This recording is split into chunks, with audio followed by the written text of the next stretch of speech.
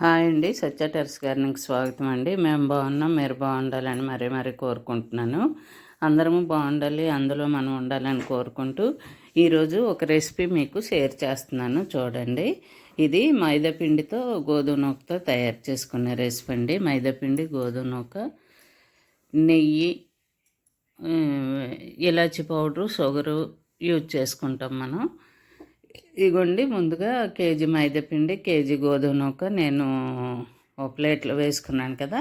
అందులో చిన్న స్పూన్తో 2 స్పూన్లు సాల్ట్ వేసాను. సాల్ట్ వేసి బాగా కలపాలండి. పిండి, నూక, సాల్టు అన్నీ బాగా కలిసేలా కలుపుకోవాలి. కలుపుకున్నాక దాంట్లో ఈ వేడి చేసిన నెయ్యి, నేను ఒక గ్లాసు నెయ్యి, గ్లాసు నూనె తీసుకున్నానండి. ఆ గ్లాసు నెయ్యి, గ్లాసు నూనె బాగా ఆ పిండికి నూకకి బాగా పట్టించాలండి. బాగా నూక నెయ్యి కానీ, నెయ్యి అయినా 1/2 కేజీ వేసుకోవాలండి. కేజీ మైదాపిండికి, కేజీ గోధుమ నూకకి నెయ్యి అయినా 1/2 కేజీ ఉంటే వేసుకోవచ్చు, లేదంటే ఒక పావు నెయ్యి, పావు నూనె వేసుకోవచ్చు. లేదు ఇంకా నెయ్యి అస్సలు ఇంట్లో లేదు అనుకుంటే ఓన్లీ నూనె కూడా వేసుకోవచ్చు. ఏదైనా 1/2 కేజీ అయితే వేసుకోవాలండి. వేసుకొని ఆ పిండికి నూకకి బాగా పట్టించేయాలి. పట్టించి అది సరిపోయిందా లేదని చూసుకోవడానికి ఇలా మనం ఉండ చేస్తే ఉండ కట్టేటట్టు ఉండాలండి. చిన్న ఉండలాగా అవ్వాలి. ఆయిల్ మనం నెయ్యి కానీ ఆయిల్ కానీ వేసుకున్నాక బాగా పట్టించాక మనం చేతితో ఎలా నొక్కితే ఉండవ్వాలండి. అలా ఉండవుతుంది, చూసారా నేను చేసింది. అలా ఉండ అయిన తర్వాత అగోండి, అది ఉండయిందండి. నెయ్యి నూనె సరిపోయినట్లు అనమాట. అలా కలుపుకున్నాక తర్వాత వాటర్ వేసుకోవాలి. సాల్ట్ ముందే పిండిలో వేసుకున్నాం కదా, అందుకని దానికి కొద్దిగా వాటర్ యాడ్ చేసుకుంటూ మనం వాటర్ యాడ్ చేసుకొని కలుపుతుండాలండి. అలాగ కలుపుతుంటే ఎంత వాటర్ సరిపోతే అంత వాటర్ వేసుకోవాలి. ఒక లీటర్ వాటర్ పట్టిందనుకోండి, కొద్దిగా యాడ్ చేసుకుంటూ అలా కలుపుకోవాలి. వాటర్ కలిపి బాగా చపాతీ ముద్ద కన్నా కొంచెం స్మూత్ రావాలండి, లూజ్గా ఉండాలి ముద్ద. అలా చేసుకుంటూ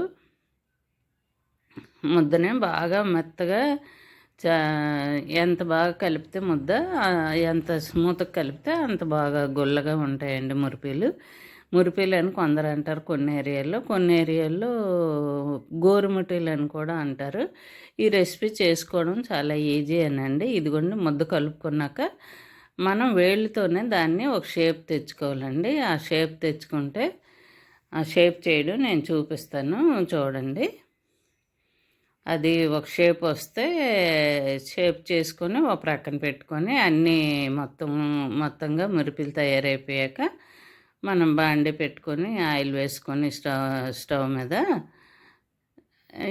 కొద్దిగా 1 కిలో ఆయిల్ వేసుకుంటే చక్కగాను మనం ఒక వాయికి 15-20 వరకు వేయించుకోవచ్చండి. వేయించుకోవడం ఈజీయే, వేరంగానే అయిపోతాయి. వేయించుకొని తీసుకోవాలి. వేయించాక మనమేమో 3 పావులు షుగర్ వేసుకోవాలండి. 3 గ్లాసులు షుగర్ వేసుకొని ఆ షుగర్ ఏమో 3 గ్లాసుల షుగరును ఒక గ్లాసు వాటర్ అండి. నిండగా గ్లాసుడు వాటర్ వేసుకుంటే చూడండి, అది షేప్ అలా చేసుకోవాలండి.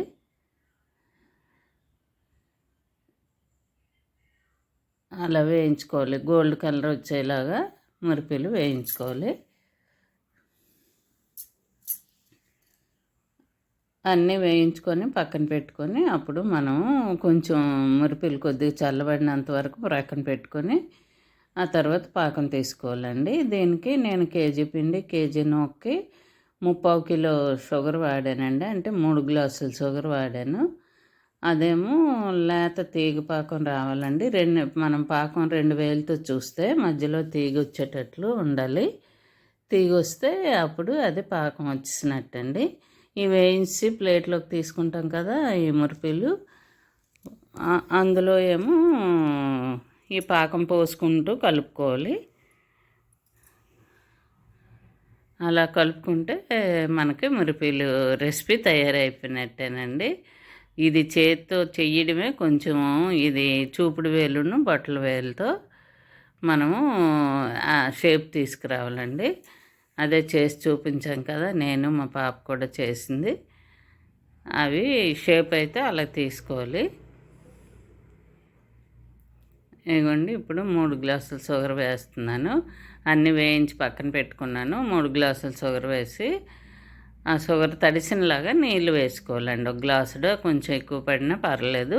షుగర్ అయితే బాగా తడిచేటట్టు వాటర్ వేసుకోవాలి. వాటర్ వేసుకొని అప్పుడు స్టవ్ మీద పెట్టుకుంటే లేత తీగపాకం వచ్చే వరకు చూసుకోవాలి.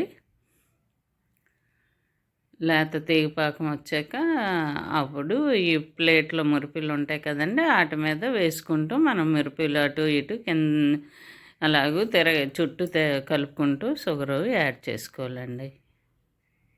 బాయ్ అండి.